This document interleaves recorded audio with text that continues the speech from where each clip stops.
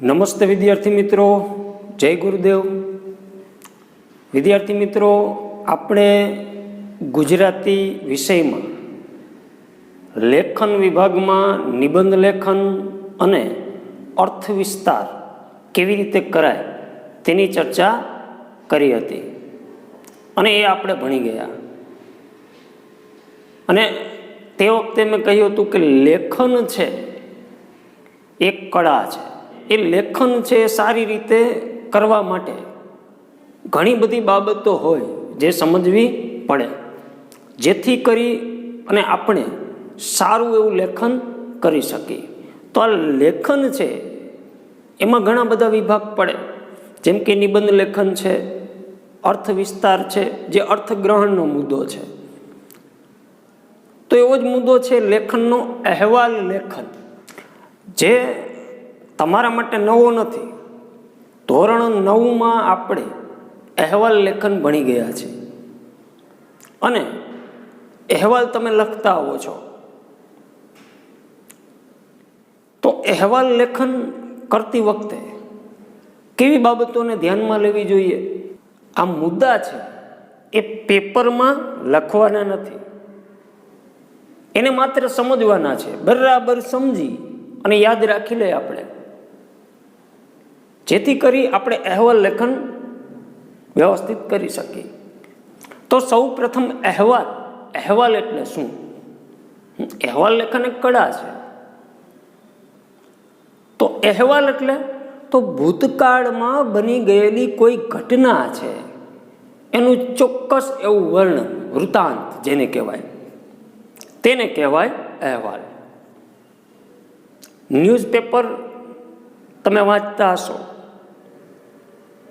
તો ન્યૂઝપેપરમાં જે ખબરો આવે છે કે કોઈ ઘટના બની ગઈ છે તેની ખબર હોય, કોઈ કાર્યક્રમ ઉજવાઈ ગયો હોય તો તેનું વર્ણન હોય. બસ આ જ અહેવાલ. અહેવાલ એટલે કાંઈ નવું નથી, એકદમ સહેલો અને સરળ એવો વિષય છે અને આપણે બોર્ડની પરીક્ષામાં 4 માર્ક્સમાં પૂછાય છે. તો અહેવાલ કેવી રીતે લખવો મૌલિકતાથી, તેના વિશે આપણે ચર્ચા કરીએ. તો કેટલીક બાબતો છે કે અહેવાલ લેખન કરતી વખતે ધ્યાનમાં રાખવાની બાબતો. તો સૌ પ્રથમ અહેવાલના વિષયને અનુરૂપ મથાળા પર શીર્ષક આપવું પહેલો જ મુદ્દો છે. સૌ પ્રથમ આપણે શું કરીશું કે મથાળા પર એક શીર્ષક આપવાનું. આપણે કોઈ પણ અહેવાલ પૂછાણો, દાખલા તરીકે સ્વચ્છતા અભિયાનનો અહેવાલ પૂછાય, બરાબર, કે તમારી સોસાયટીમાં કરેલ સ્વચ્છતા અભિયાનનો અહેવાલ લખો, આવું પૂછ્યું હોય તો મથાળા પર આપણે જાણીએ છીએ, તમે છાપા વાંચો છો ન્યૂઝપેપર, તો ઉપર ઘાટા અક્ષરે શીર્ષક આપેલું હોય, જેને હેડલાઇન કહે. આપણે શું કહીએ? હેડલાઇન.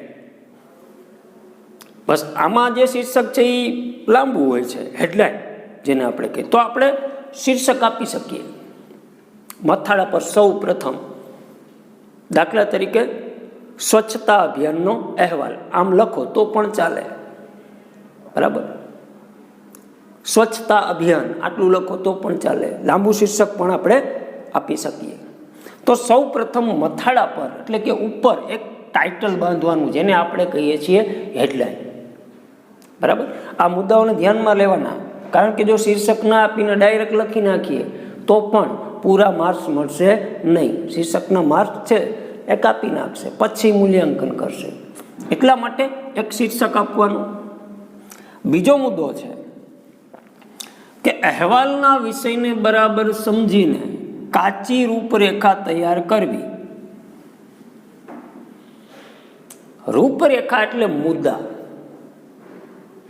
રૂપરેખા એટલે શું? તો મુદ્દા. કે કોઈ અહેવાલ એવો પૂછાણો કે તમારી શાળામાં કરેલ વૃક્ષારોપણનો અહેવાલ તૈયાર કરો.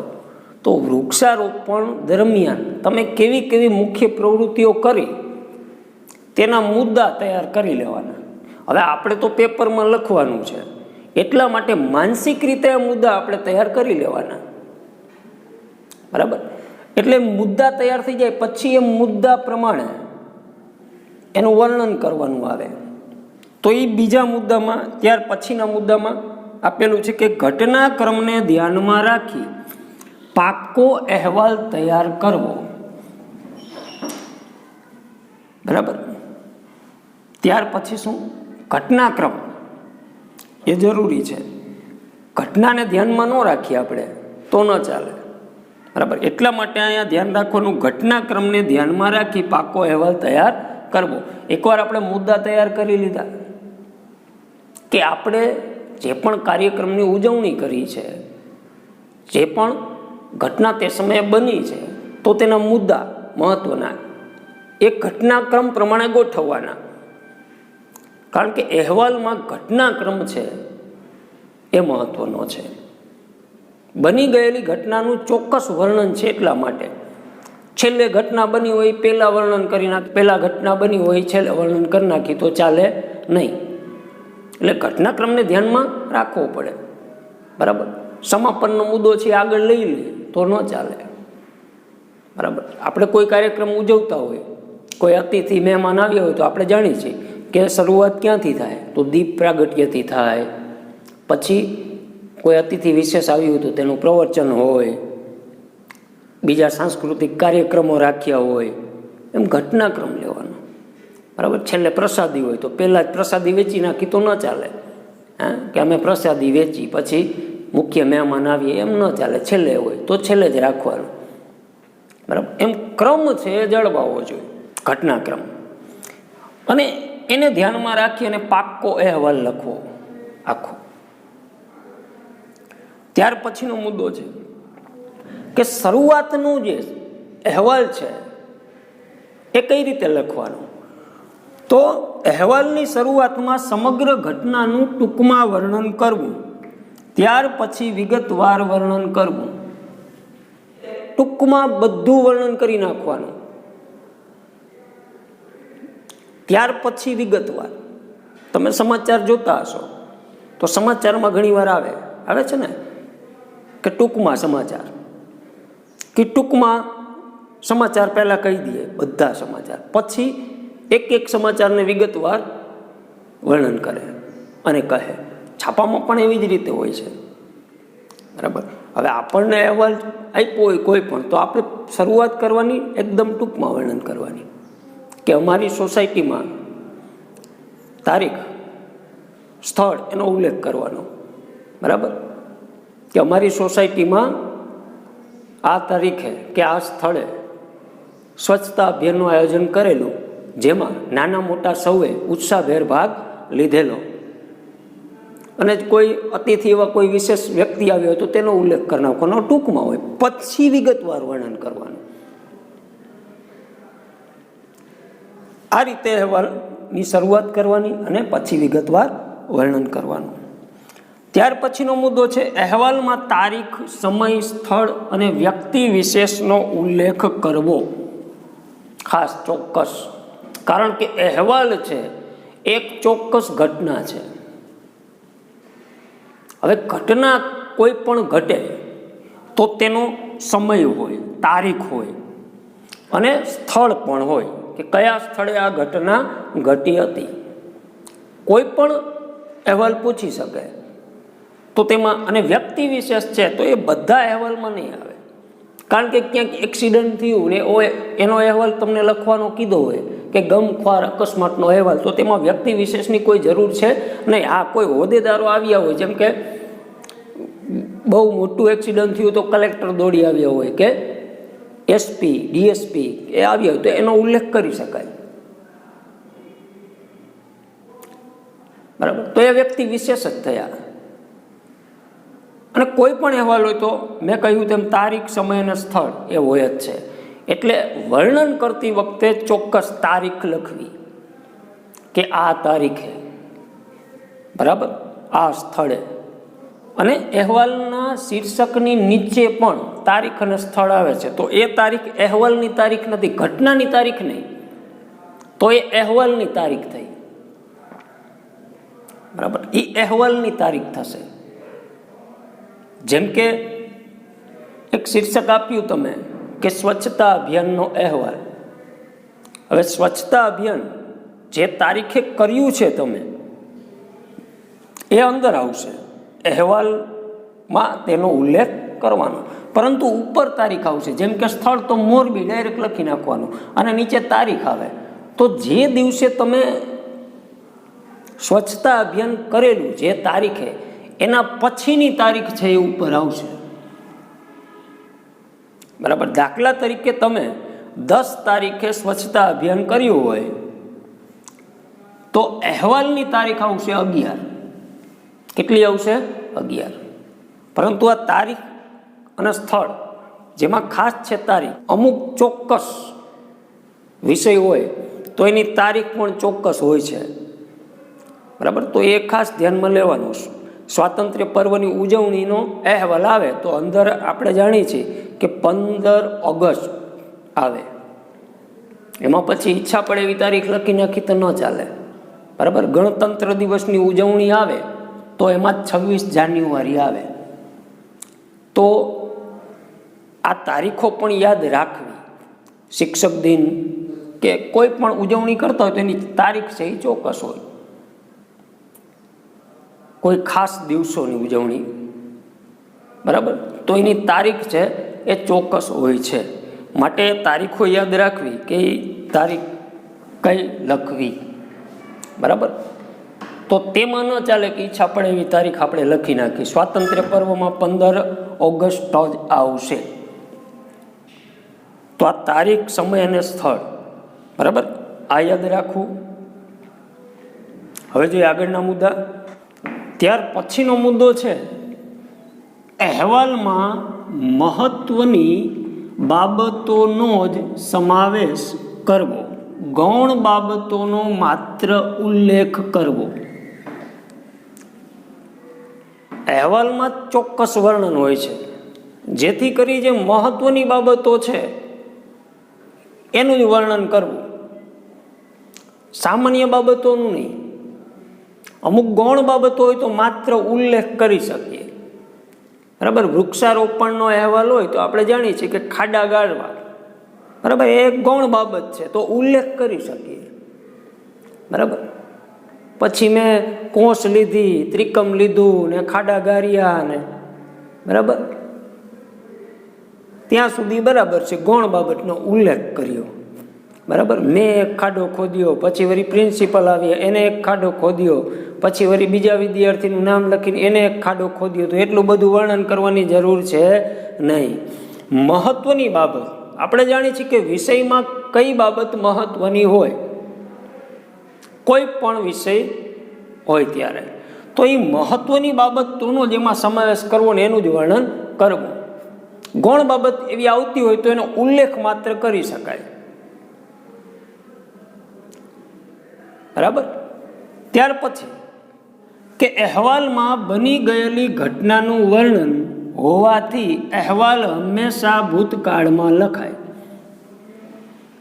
અગાઉ પણ મેં કહ્યું કે અહેવાલની વ્યાખ્યા તમે કરો, બરાબર, તો ભૂતકાળમાં બની ગયેલી ઘટનાનું ચોક્કસ વર્ણન એટલે અહેવાલ, વૃત્તાંત. એટલે અહેવાલમાં ભૂતકાળની છાયા હોવી જોઈએ. અમે આમ કરશું ને અમે આમ કરવાના છીએ એમ ન ચાલે. ઘણા વિદ્યાર્થીઓ આ બાબતમાં ભૂલ કરે છે. બરાબર, તો આ બાબતમાં ભૂલ કરી તો એને અહેવાલ કહેવાય જ નહીં. અહેવાલ લખતા લખતા ભવિષ્યમાં ચાલ્યા જાય.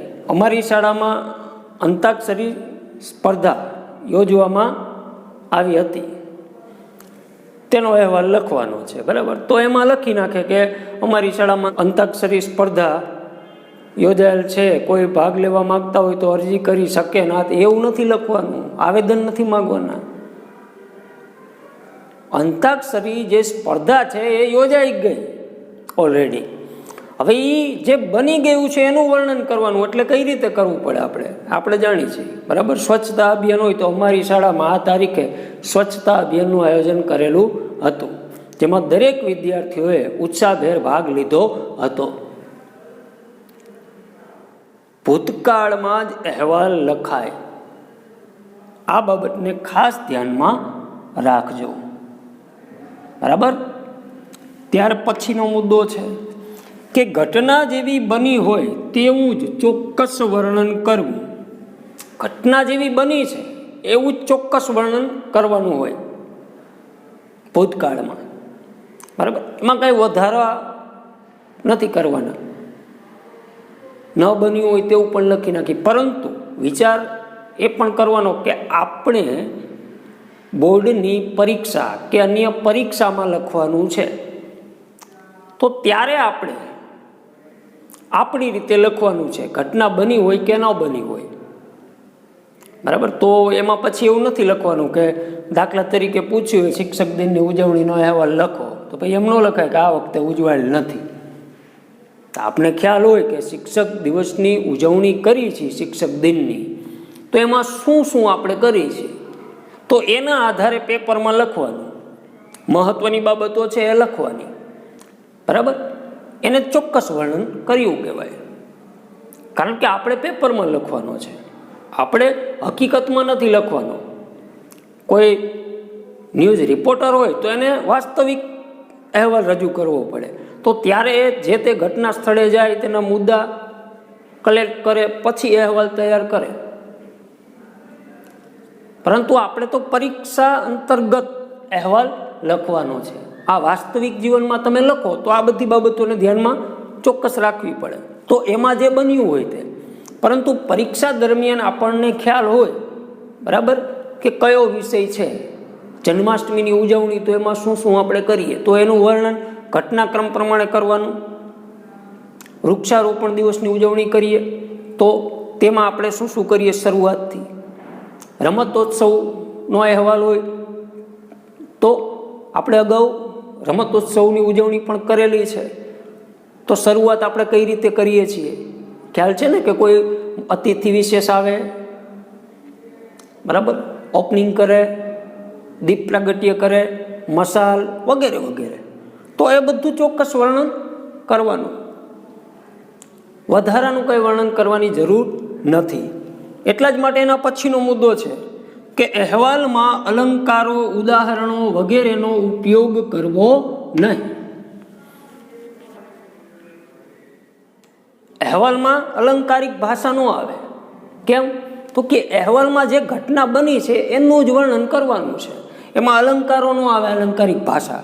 ઉદાહરણો ન આપવાના આવે, બરાબર. નિબંધ હોય તો એમાં આવશે, વિચાર વિસ્તાર હશે તો એમાં આવશે ઉદાહરણો, અલંકારો. પરંતુ અહેવાલ છે ચોક્કસ ઘટનાનું વર્ણન છે, એટલા માટે અલંકારો, ઉદાહરણો એવું કાંઈ જ આવશે નહીં. આ ખાસ ધ્યાનમાં લેવું. જે બન્યું છે એ લખતું જવાનું, ઘટનાક્રમને ધ્યાનમાં રાખીને. ત્યાર પછી કે અહેવાલમાં ઘટનાના વળાંક પ્રમાણે પેરેગ્રાફ પાડવા. અગાઉ પણ કહ્યું કે પેરેગ્રાફના કોઈ ચોક્કસ નિયમ નથી, પરંતુ જ્યાં ઘટના વળાંક લેતી હોય ત્યાં પેરેગ્રાફ પાડવા. આપણી વિવેક બુદ્ધિ પ્રમાણે વિચારી લેવાનું કે અહીંયા પડે છે તો એ પાડી દેવાના. અને ઘણી નિબંધમાળા છે, નવનીત છે, તો એમાં જે અહેવાલ આપ્યા છે તો સળંગ છે ઘણા. પરંતુ આપણે શું કરીશું કે શરૂઆતમાં મેં વાત કરી કે ટૂંકમાં વર્ણન આવે, તો એ ટૂંકમાં જે વર્ણન કરી ત્યાં પેરેગ્રાફ પાડી નાખવાનો, પછી સળંગ વર્ણન આવે, બરાબર, વિગતવાર વર્ણન. તો ઓછામાં ઓછા 2 પેરેગ્રાફ તો પડવા જોઈએ, 3 પણ પડે, 4 પણ પડે. એટલે એવો કોઈ ચોક્કસ નિયમ નથી. કેવો અહેવાલ પૂછ્યો છે એ પ્રમાણે પેરેગ્રાફ પડે. ત્યાર પછી અહેવાલની ભાષા સાદી, સરળ અને શુદ્ધ હોવી જોઈએ. એકદમ સાદી ભાષામાં, તમારી ભાષામાં પણ શુદ્ધ ભાષા, તળપદી ભાષા નહીં, એકદમ શુદ્ધ ભાષા અને સરળ ભાષામાં અહેવાલ લખવાનો હોય કે જે સામેવાળા વાંચે તો સરળતાથી સમજી શકે કે હા આવું આવું બની ગયું છે. જેમ છાપામાં લખેલું હોય છે, તમે વાંચો છો તરત આપણે સમજી જાય. એમાં કોઈ ગૂઢ ભાષાનો પ્રયોગ નહીં કરે, એકદમ સરળ ભાષા છે, શુદ્ધ ભાષા. કારણ કે ભાષા શુદ્ધિને પણ ધ્યાનમાં લેવામાં આવશે. હવે આ થયા અહેવાલ લેખનના મુદ્દાઓ. હવે આ મુદ્દાઓને શબ્દશ ગોખવાના નથી, માત્ર ને માત્ર સમજવાના છે. બરાબર, સમજી લ્યો અને પછી આ મુદ્દા પ્રમાણે અહેવાલ લખવાની પ્રેક્ટિસ કરવાની. જેમ જેમ તમે વધુ પ્રેક્ટિસ કરશો તેમ તેમ તમે સારો અહેવાલ લખી શકશો. આમ અહેવાલ લખવો એ કોઈ અઘરી બાબત નથી. ઘટનાને યાદ કરતું જવાનું અને ક્રમ પ્રમાણે વર્ણન કરતું જવાનું. છેલ્લામાં છેલ્લો હોય તો એ અહેવાલ જ છે. અને વાત કરી તેમ કે ભૂતકાળમાં લખાય. બરાબર, ઘટનાનું વર્ણન ભૂતકાળમાં કરેલું હોય એ રીતે લખાય. અને આપણે ઘણી વાર આપણે ઘટનાનું વર્ણન કરીએ જ છીએ. આપણે કોઈ પ્રવાસે ગયા હોય, પછી કોઈ મિત્ર ભેગા થાય એટલે આપણે વર્ણન કરીએ છીએ ને કે સૌ પહેલાં અમે અહીંયા ગયા, ત્યાં જમ્યા, પછી એસલવડમાં ગયા, ત્યાં ખૂબ ધીંગા મસ્તી કરી, આવી આવી સ્લાઇડો હતી, ભૂતકાળમાં કરી છે ને. આ વર્ણન આપણે કરી જ છીએ. પણ જ્યારે લખવા બેસી ત્યારે સૂઝતું નથી. કારણ તો કે આપણી પ્રેક્ટિસ નથી. પ્રેક્ટિસ કરશો નવો વિષય લઈને એટલે આપણે સારામાં સારો અહેવાલ લખી શકીશું. અને આ મુદ્દાઓને ધ્યાનમાં રાખવા બીજું કે નમૂનાના જે અહેવાલ આપેલા છે, નવનીતમાં આપેલા છે, અન્ય નિબંધમાળામાં પણ આપેલા હશે, તે પણ વાંચવા, જેથી કરીને આપણને ખ્યાલ આવે કે જે તે વિષયમાં કેવી રીતે વર્ણન કરેલું છે. પછી ભલે આપણે આપણી રીતે મૌલિકતાથી અહેવાલ લખીએ. અને મૌલિકતાથી લખવાની ટેવ પાડશું તો કોઈ પણ નવો વિષય તમારી સામે આવશે તો તમે ચોક્કસ અહેવાલ લખી શકશો, સારામાં સારો અહેવાલ લખી શકશો. હવે દાખલા તરીકે કોઈ નવો જ વિષય આવી જાય, બરાબર, કે કોરોના મહામારી સમયે તમારી સોસાયટી કે તમારા ગામમાં કેવા પગલાં લેવામાં આવ્યા હતા તેનો અહેવાલ લખો. નવો વિષય છે, ક્યાંય લખેલું નહીં હોય. તો આપણને આ કોરોના વિશે તો ખ્યાલ જ છે, કેવા કેવા પગલાં લેવાતા હતા, બરાબર, લોકડાઉન, ત્યાર પછી માસ્ક પહેરીને બહાર જવું વગેરે વગેરે ઘણું બધું આવે. તમે જે કાંઈ પગલાં લીધા હોય તો તેનું તમે વર્ણન કરી શકો. એક નવો જ વિષય છે, બરાબર. એટલે કોઈ પણ વિષય તમને પૂછે તો આપણે મૌલિકતાથી વર્ણન કરી શકીએ. એટલા માટે આ મુદ્દાઓ છે એને સમજવા જરૂરી છે. આમ અહેવાલ એકદમ સરળ. ફરી પાછું શરૂઆતમાં આટલું યાદ રાખવાનું, બરાબર. શરૂઆતમાં એક ટાઇટલ જેને આપણે કહીએ હેડલાઇન, પછી આવશે અહેવાલ લખ્યાની તારીખ, બરાબર ને. અહેવાલ જે દિવસે તમે લખો છો એ તારીખ. લખો ક્યારે? તો કે કાલે કાંઈક ઘટના બની ગઈ હોય તો આજે આપણે લખી તો આજની તારીખ.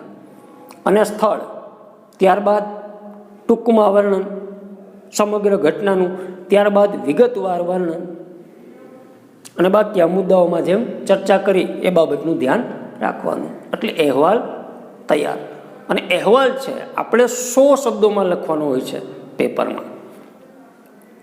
એટલા માટે પેપરમાં અહેવાલ લખી ત્યારે 1.25 પેજ કે 1.5 પેજ ભરાવવું જોઈએ. પછી એમ નહીં કહેવાનું કે નવનીતમાં આટલો જ આપેલો છે, બરાબર. આપણી રીતે મૌલિકતાથી 1 કે 1.25 પેજ કે 1.5 પેજમાં અહેવાલ લખાવો જોઈએ. કારણ કે 100 શબ્દોમાં અહેવાલ લખવાનો હોય છે. અડધા પેજમાં લખીને બેસી જાઓ તો ચાલે નહીં, બરાબર. 1.25 કે 1.5, બરાબર. તો અહીં જ આપણે આ અહેવાલ લેખનનો મુદ્દો છે એ પૂર્ણ કરીએ.